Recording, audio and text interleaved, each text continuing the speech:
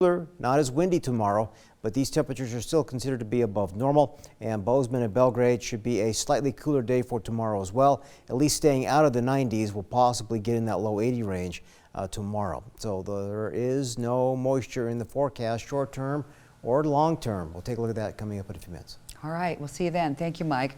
Bozeman Mayor Cindy Andrus was one of a handful of local leaders from across the country who testified this morning in front of the Senate Banking Committee.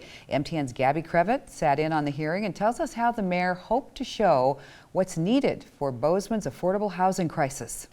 We hear about issues surrounding affordable housing across the Gallatin Valley every day, but it's not every day the housing crisis in Bozeman takes the national stage. There's no such thing as a first-time home buyer, because quite frankly, the cost of homes is so damn high. That's Montana Senior Senator Jon Tester describing the housing crisis in Bozeman on Tuesday morning before introducing Bozeman Mayor Cindy Andrus to the committee. Mayor Andrus told the committee fast-growing communities like Bozeman need investment in infrastructure like water and sewer, public transit, and faster broadband. But at the end of every sewer line, bus route, and broadband fiber conduit is a home, a long-term hard capital asset.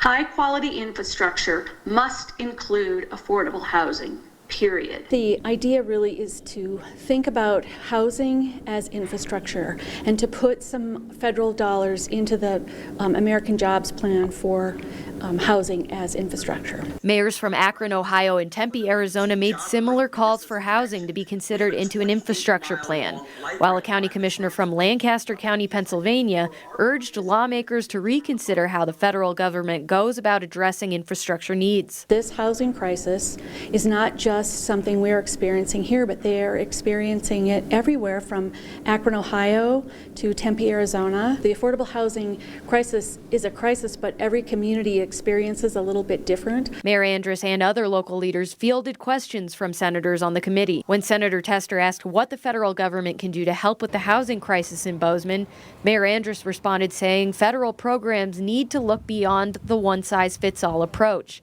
and allow for more flexibility through existing programs. We're not a large city, we're not considered rural, and so access to those dollars are difficult for us. While discussions in Washington about infrastructure spending continue, Senator Tester said he's opposed to wasteful spending, but housing and transportation need to be a part of the infrastructure conversation moving forward. The fact of the matter is we need to step up. We need to do something that's meaningful, and housing and transit is the right way to do it, and we need to have a debate. Reporting in Bozeman, Gabby Crevitt, MTN News. And Senator Steve Daines also spoke with Bozeman Mayor Andrus today about the metropolitan statistical area numbers. The population numbers get taken into account, and there was talk of changing what qualifies. And Senator Daines talked about the importance of maintaining the same threshold to ensure that areas that are growing so quickly, like Bozeman, continue to get the same amount of federal support. The possible change would be pushing from 50 to 100,000 people, which would cause Bozeman, Missoula, and Great Falls to be downgraded and lose some federal funding.